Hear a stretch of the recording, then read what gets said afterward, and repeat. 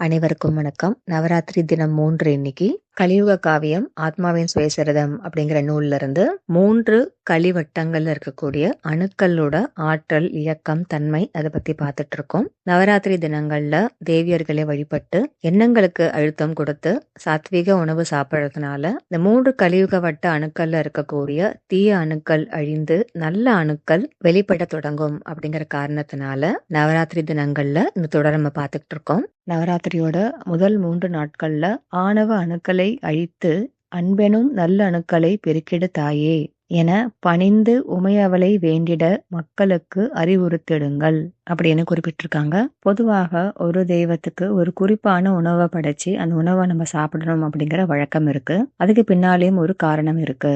ஒவ்வொரு வட்டங்களையும் ஒவ்வொரு தெய்வங்கள் ஆள்றதுனால குறிப்பிட்ட உணவுகள் அந்த வட்டத்தில் உள்ள நல்ல அணுக்களை உயிர்ப்பிக்கும் அப்படிங்கிற காரணத்தினாலேயே இந்த உணவு தேர்ந்தெடுக்கப்பட்டு தெய்வங்களுக்கு படைக்கிறது அப்படிங்கிற ஒரு வழக்கம் உருவாயிருக்கு அப்படின்னு சொல்றாங்க. நேற்றைய பதிவுல முதல் வட்ட அணுக்களோட ஆற்றல்கள், தன்மைகள் அதை பத்தி பார்த்தோம். நம்ம ஆற்றக்கூடிய அனைத்து புற செயல்கள், அனைத்து புற எண்ணங்கள், இது எல்லாமே முதல் வட்ட அணுக்களோட வெளிப்பாடு. புறம் சார்ந்த வாழ்க்கை, சம்பாதிக்கணும், வீடு வாங்கணும், கார் வாங்கணும், சாப்பிடணும், உறவுகள் தேவை, உறக்கம், உணர்ச்சிகள், கோபதாபங்கள், உடல் நலம், நோய்கள், வாழ்க்கை சூழ்நிலைகள், இப்படி புற வெளிப்பாடு எல்லாமே இந்த முதல் வட்ட அணுக்கள்ல இருந்து வெளிப்படுறதுதான். 3 கலியுக வட்டங்களிலுமே நல்ல அணுக்களும் இருக்கும், தீய அணுக்களும் இருக்கும். முதல் வட்டத்துல இருக்கக்கூடிய நல்ல அணுக்கள் உடல்ல ஒரு நோய் உண்டாச்சு அப்படின்னா உடனடியாக அந்த உறுப்புக்கு விரைந்து சென்று நோயை சரி செய்து உடலுக்கு ஆரோக்கியத்தை மீட்டு கொடுக்கும். அவ்வளவு பேராற்றலும் பெரும் ஞானமும் முதல் வட்ட நல்ல அணுக்களுக்குள்ள இருக்கு. நல்ல பழக்க வழக்கங்கள், புத்தி கூர்மை, புற வாழ்வுக்கு தேவையான புத்தி, ஞானம், கல்வி, ஆரோக்கியம், மனப்பக்குவம் போன்ற அனைத்து நல்ல குணங்களும் எங்கிருந்து வருது அப்படின்னா முதல் வட்டத்துல இருக்கக்கூடிய நல்ல அணுக்களின் வெளிப்பாட்டினால வருது. கலிகாலத்துல பொதுவாக மனிதர்களோட உணர்வு நிலை, கான்சியஸ்னஸ் குறைந்த நிலையில இருக்கிறதுனால தீய அணுக்கள் அதிக அளவுல வெளிப்படுறதுக்கே சாத்தியம் அதிகமாக இருக்கு. முதல் வட்டத்துல தீய அணுக்கள் அதிகப்படியாக வெளிப்பட்டுச்சு அப்படின்னா உடல்ல நோய்களோட பாதிப்பு, கிருமிகளோட தாக்கம், உடல் உறுப்புகள் பழுதாகிறது, மன ரீதியாக சோகம், துக்கம், பயம், பொறாமை, கோபம், பெருமை, ஆசைகள் போன்ற உணர்ச்சிகளும் தீய பழக்க வழக்கங்களான சோம்பல், ஒழுக்கமின்மை, புறக்கணிப்பு, அதிக உறக்கம், அதிக பசி இதெல்லாம் தீய அணுக்களோட வெளிப்பாடு. முதல் வட்டத்துல தீய அணுக்களோட வெளிப்பாடு இந்த மாயை. இந்த மாயை எப்படிப்பட்டது அப்படின்னா நம்ம அன்றாட வாழக்கூடிய வாழ்க்கையில நம்மளுடைய எண்ணங்கள், நம்ம செயல்கள், நம்ம என்ன விரும்புறோம், எதை வெறுக்கிறோம், இது எல்லாமே மாயையின் அடிப்படையில. உதாரணத்துக்கு நிறைய பதவிகள் ஏற்கணும், நிறைய சம்பாதிக்கணும், நிறைய சொத்து சேர்க்கணும் அப்படின்ற ஆர்வம், ஆசைகள் நமக்குள்ள நிறைய இருக்கலாம். ஆனா உயிர் போகும்போது இதெல்லாம் நம்ம எடுத்துக்கிட்டு போக போறது இல்ல அப்படிங்கறதும் நமக்கு தெரியும். இந்த பிறவி முடிஞ்சதுக்கு அப்புறமா மேலோகத்துல எது முக்கியமாக இருக்கும் அப்படின்னா இந்த பிறவியில நம்ம ஆன்மாவை நோக்கி நம்ம எந்த அளவுக்கு பயணம் செஞ்சிருக்கோம் அப்படிங்கறதுதான் முக்கியமா இருக்கும். இதை எத்தனை குருமார்கள் சொல்லி கேள்விப்பட்டாலும், எத்தனை புத்தகத்துல நம்ம படிச்சாலும் அதெல்லாம் ஒரு பக்கம் இருந்துட்டு போகட்டும். இன்னைக்கு நம்மளோட ஆசைகளை நோக்கியே நம்மளோட எண்ணங்களையும் செயல்களையும் நம்ம செலவழிக்கிறோம் அப்படின்னா அதுக்கு காரணம் மாயையில நம்ம சூழ்ந்திருக்கிறது தான். ஞானியர்கள் எழுதி வச்ச அந்த ஞானம் எங்க இல்ல, எல்லா இடத்துலயுமே இருக்கு நம்ம சுத்தி. ஆனா ஒண்ணும் நம்ம கண்ணுக்கு படுறதில்ல. நம்ம கண்ணுக்கு பட்டாலும் நம்மளோட முக்கியத்துவம், ப்ரையாரிட்டி அங்க போறது இல்ல. இதுதான் மாயையோட சக்தி. இன்னைக்கு கொஞ்சம் கொஞ்சமா படிப்படியா நம்ம இவ்வளவுதான் வாழ்க்கையா, இந்த உறவுகள், பாசம், பந்தம், இது வேணும், அது வாங்கணும் அப்படிங்கிற ஆசைகள், தேவைகள், நல்லா சாப்பிடணும், பெரிய வீடு, வசதி, வாகனம், இவ்வளவுதான் வாழ்க்கையா, இதுக்கு மேல என்ன இருக்கு அப்படின்னு இன்னைக்கு நம்மளுடைய எண்ணங்கள் இந்த புற வாழ்க்கையோட தேவைகள்ல இருந்து திசைய திருப்பி அக வாழ்க்கைக்குள்ள திரும்புதோ, எனக்குள்ள என்ன இருக்கு, உனக்குள்ளதான் கடவுள் இருக்கு அப்படின்னு சொல்றாங்களே, எங்க இருக்கு அந்த கடவுள், கடவுள்னா என்ன, இந்த சிந்தனை நமக்கு வருது அப்படின்னாலே வெளிவட்ட அணுக்கள்ல பெரும் மாற்றங்கள் நடக்குது அப்படின்னு அர்த்தம். நம்மளோட வாழ்க்கையில கொஞ்சம் பின்னோக்கி நம்ம யோசிச்சு பார்த்தோம் அப்படின்னா மேபி ஒரு 10 வருடம் இல்ல 20 வருடங்களுக்கு முன்னாடி இப்ப நமக்கு இருக்கக்கூடிய ஆன்மீக தேடுதல் இல்லாம இருந்திருக்கலாம். அப்பையும் நம்ம வீட்டுல இருக்கக்கூடிய இதே புத்தகங்கள் இருந்திருக்கலாம். ஆனா அதை எடுத்து வாசிக்கணும் அப்படின்னு நமக்கு தோணியிருக்காது. ஏன்னா அப்ப நம்மளோட வெளிவட்டங்கள்ல இருந்த அணுக்களோட நிலை அப்படி. அணுக்கள்ல இருந்து ஆற்றலுங்கள் பிரிப்பட்டு வெளிக்கொணர்ந்து வந்துகிட்டே இருக்கும் போது நம்மளோட தன்மைகள், நமக்கு என்ன மாதிரி எண்ணங்கள் தோன்றுது, நம்மளோட சிந்தனைகள் எந்த திசையை நோக்கி போகுது, இது எல்லாமே மாறிக்கிட்டே வரும். அதே மாதிரி இப்ப நம்ம இருக்கிறத விட இன்னும் சில வருடங்கள்ல வெளிவட்ட அணுக்கள் இன்னும் பிரிந்து வர வர நமக்குள்ள தொடர்ந்து மாற்றங்கள் நடந்துகிட்டே இருக்கும். தான் பரிணாம வளர்ச்சி.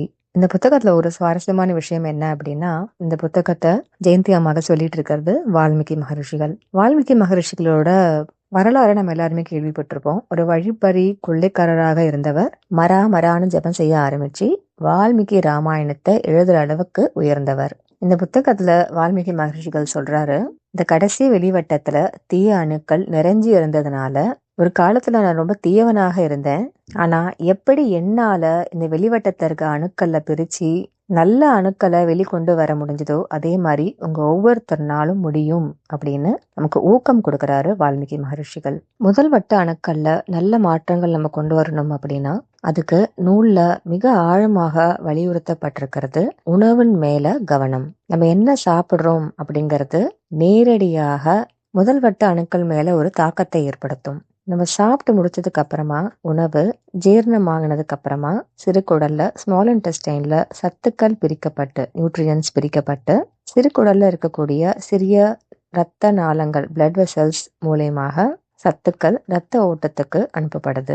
சிறுகுடல்ல இருந்து சத்துக்கள் ரத்தம் வழியாக முதல்ல கல்லீரல் லிவருக்கு போகும். அங்க சுத்தம் செய்யப்பட்டு சத்துக்கள் ரத்தம் வழியாக ஹிருதயத்தோட வலது பக்கத்துக்குள்ள நுழைஞ்சி அங்கிருந்து நுரையீரல் லங்ஸுக்கு அனுப்பப்படும். சுத்தமான காற்று ஆக்சிஜன் ஏத்தப்பட்ட அந்த ரத்தம் மறுபடியும் இடது பக்க ஹிருதயத்துக்கு வந்து அங்கிருந்து அயோட்டா அப்படிங்கிற ஒரு பெரிய இரத்த நாளம் வழியாக உடல்ல மற்ற உறுப்புகளுக்கு ரத்தம் செலுத்தப்படுது. கீழ்பாகங்களுக்கு ரத்தம் போற மாதிரி மேல மூளைக்கும் ஒரு ரத்த நாளம் வழியாக ரத்தம் செலுத்தப்படுது. இந்த நூலின்படி அப்படி மூளைக்குள்ள இந்த 10 வட்டங்களுக்கு வரக்கூடிய ரத்தம் முதல்ல சந்திக்கக்கூடியது ஃபர்ஸ்ட் ஸ்டேஷன் மாதிரி அப்படி ஹால்ட் பண்ணக்கூடிய இடம் இந்த முதல் வட்ட அணுக்கள். நம்ம சாப்பிடக்கூடிய உணவை பொறுத்து ரத்தத்துல நல்ல சத்துக்கள் கெட்ட சத்துக்கள் இது இரண்டுமே கலந்திருக்குமா. சாத்வீக உணவுகள் அதாவது சைவ உணவுகள் சமைக்கும் போது நல்ல எண்ணங்களோட சமைச்சா அந்த எண்ணங்களோட அதிர்வுகள் நல்ல வைப்ரேஷன்ஸ் அந்த உணவுல சேர்ந்துச்சு அப்படின்னா அதுவும் ஒரு சாத்வீக உணவு.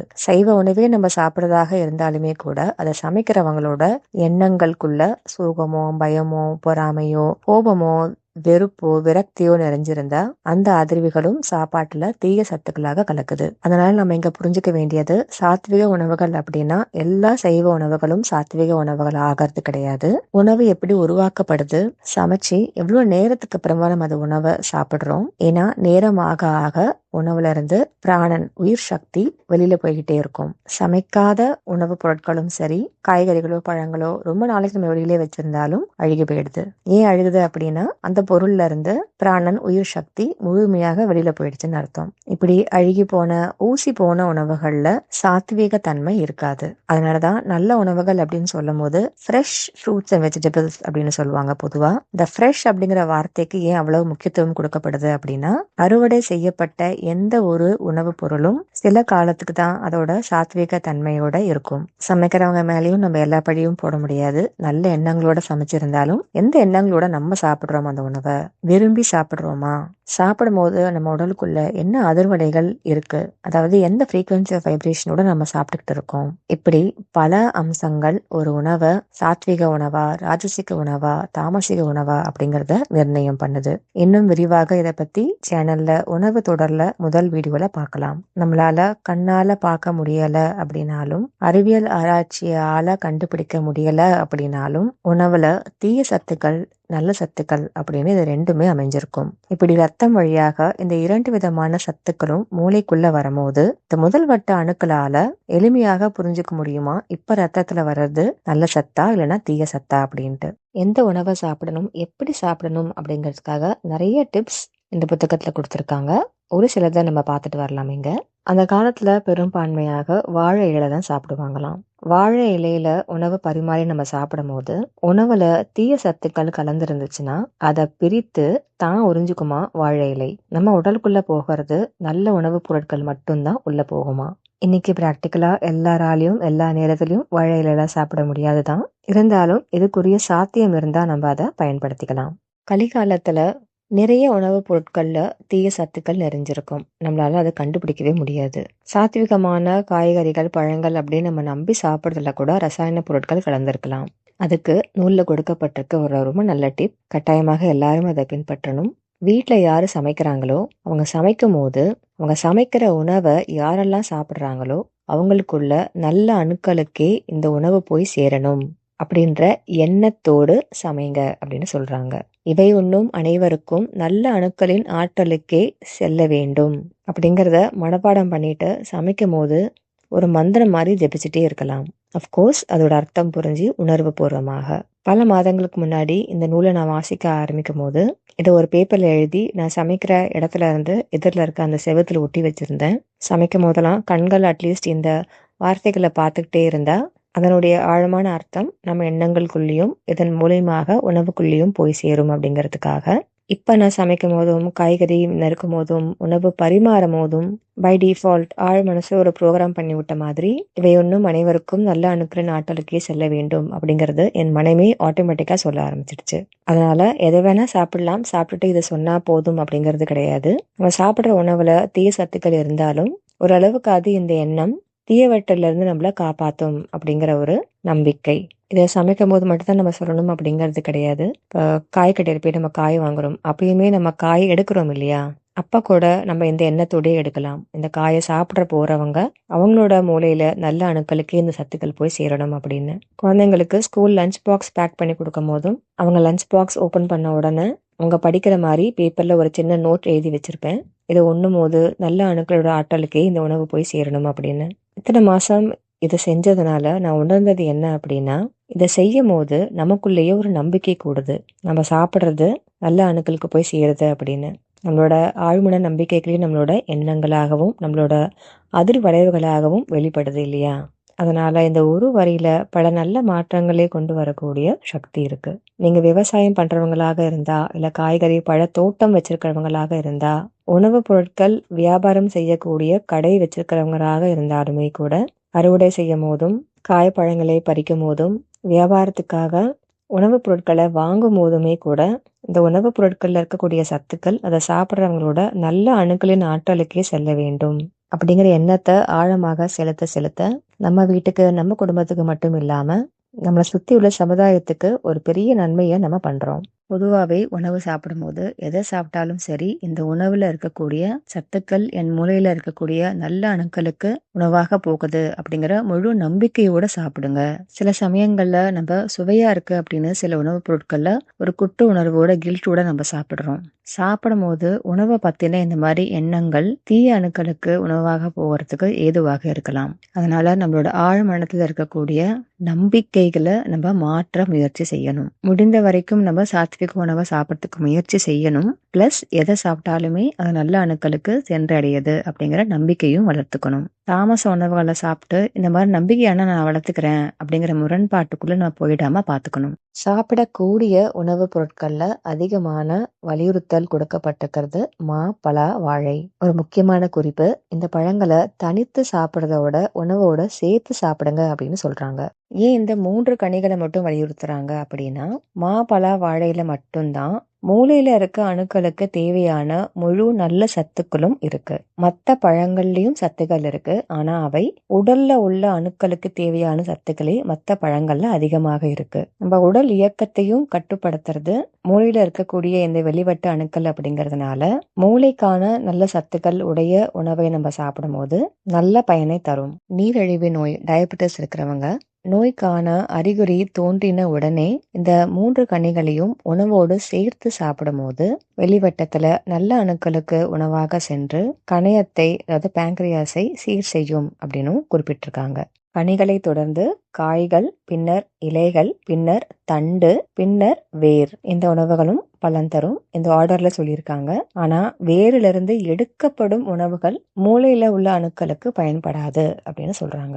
கசப்பு மற்றும் துவர்ப்பு சுவை கொண்ட உணவுகளை நம்ம சாப்பிடும் போது தீய அணுக்கள் என்ன பண்ணுமா, இது தீய சத்து அப்படின்னு எண்ணி வேகமாக உறிஞ்சிடுமா. ஆனா உண்மையாக கசப்பு மற்றும் துவர்ப்போட தன்மை என்ன அப்படின்னா தீயவற்றை அழிக்கக்கூடிய தன்மை பெற்றது. அதனால எந்தெந்த தீய அணுக்கள்லாம் உறிஞ்சுதோ அந்த அணுக்களுக்குள்ள இருக்கக்கூடிய தீய ஆற்றலை கசப்பும் துவர்ப்பும் அழித்திடும். அதனால கசப்பு தன்மை மற்றும் துவர்ப்பு சுவைகள் உடைய உணவுகளை உண்பதும் பெரும் பலனை தரும். இன்னொரு முக்கியமான பாயிண்ட், சாப்பிடும் போது முழு உணவினையும் ஆதிபராசக்தியை மட்டுமே தியானித்து உண்பவர்கள் யாவரும் பலவித நல்ல அணுக்களின் ஆற்றலை கைவர பெற்று திகழ்வர் என்பதே கலியுக நியதி அப்படின்னு சொல்லியிருக்காங்க.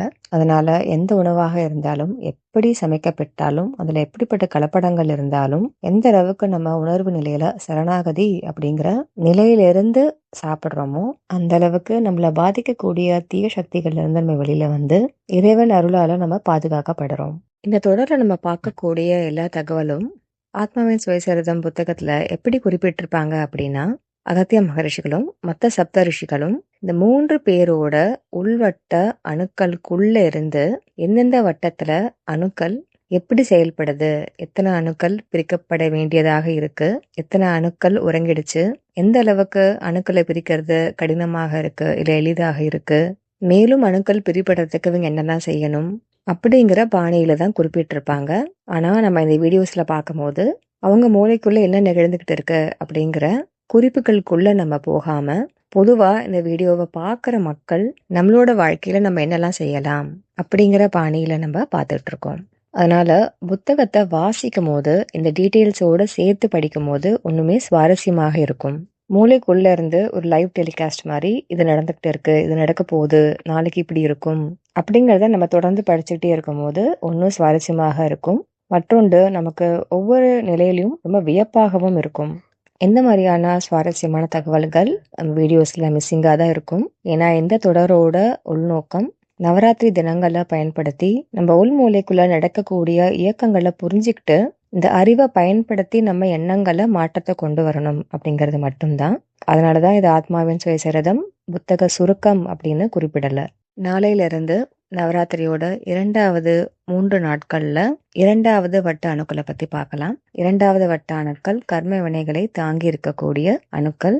செல்வத்தை எப்படி ஈர்க்கணும், எப்படி சேர்க்கணும் அப்படிங்கிற பல சுவாரஸ்யமான தகவல்கள் இந்த 2வது வட்ட அணுக்களை பத்தி சொல்லும் போது குறிப்பிட்டிருக்காங்க.